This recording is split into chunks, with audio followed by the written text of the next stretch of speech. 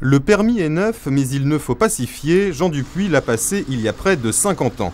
Après des millions de kilomètres parcourus, aucun accident, nous avons affaire à un conducteur exemplaire et pourtant, il reconnaît qu'à 70 ans, il n'est plus forcément ce qu'il a été. La vue, si vous voyez pas tellement bien clair, moi quand j'ai changé mes lunettes, je roulais de nuit, j'allais chercher des bestiaux là-bas à Saint-Coin le mercredi. 50 mètres devant moi, je ne voyais plus les matriculations du camion. Notre conduite en campagne, parce que c'est jamais que la campagne ici. Ici ça irait, mais il y aurait certainement beaucoup à voir si j'allais être obligé de prendre des autoroutes. À côté de Jean Dupuis, André Fermé est une jeune conductrice, à peine 35 ans de permis. Il y a des panneaux qui ont changé.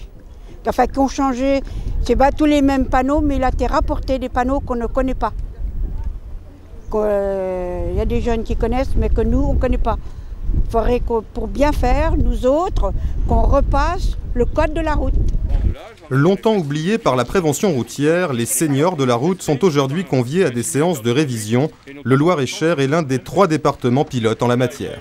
Et depuis 2 ans, nous avons commencé une politique de sensibilisation des seniors, des personnes qui ont passé leur permis de conduire il y a 30-35 ans et qui n'ont pas forcément suivi l'évolution du code de la route, l'évolution des aménagements et de la signalisation et qui, pourquoi pas, ont pu prendre au fil du temps des mauvaises habitudes de conduite.